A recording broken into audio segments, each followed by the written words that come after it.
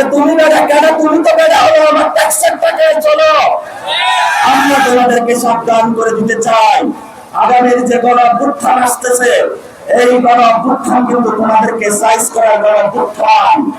একটা একটা ধরব যেগুলা দুর্নীতি করে, সন্ত্রাসী করে, চাঁদাবাজি করে, মানুষের ভোট নিয়ে মানুষের সাথে প্রতারণা করে, আমরা তাদেরকে একটা একটা করে ধরে সাইজ করব।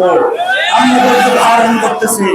ধৈর্যের বাঁধ যখন ভাঙবে, তারা আমাদেরকে দেখবে। বড় বড় এই ধরনের ধনী দিয়ে লাভ নাই। আপনারা জানেন শেখ হাসিনার সিট কয়টা ছিল? শেখ হাসিনার সিট 200-র উপরে, আরো অনেক উপরে ছিল। 200 সিট দিয়ে কি কোনো লাভ হয়েছে? কোনো লাভ হয় নাই।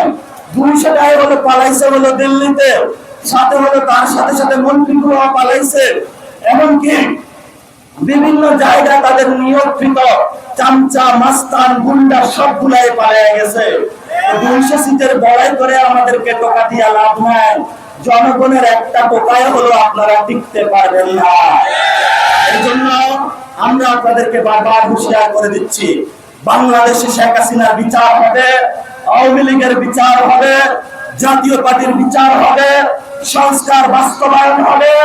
যদি সংস্কার বাস্তবায়ন না হয়, তাহলে কি করতে হয় সেটাও আমরা ভালো করে জানি। আমাদেরকে নতুন করে জানানো হয়েছে যে আপনার সংশোধন করব। পুরা জামাটাই নষ্ট হয়ে গেছে, এটাতে সংশোধন করার আর জো নাই। আমরা প্রতিজ্ঞা করেছি বাংলাদেশে একটি নতুন সংবিধান বানাবো। আমরা যে আওয়ামী লীগের সংবিধান, সেই সংবিধানকে এভাবে হলো ছেড়ে ফেলে দেব ইনশাআল্লাহ। কারণ এই সংবিধান আমার ভাইয়ের খুনি। এই সংবিধান আপনাকে বিদেশে পাঠাতে বাধ্য করেছে।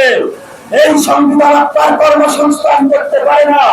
এই সংবিধানের কারণে অসংখ্য আলেমকে খুন করা হয়েছে। এই সংবিধানের কারণে আমরা ভালো শিক্ষা প্রতিষ্ঠানে পড়াশোনা করতে পারি না। এই সংবিধানের কারণে আপনার 50 বছর জীবন হলো যখন হসপিটালে চিকিৎসা করতে যান, এই সংবিধানের কারণে টাকার অভাবে আপনি চিকিৎসা করতে পারেন না। চলুন 50 বছর সহ্য করেছে। আমরা বাংলাদেশ আর কোন নতুন চাই না, চাই না, চাই না।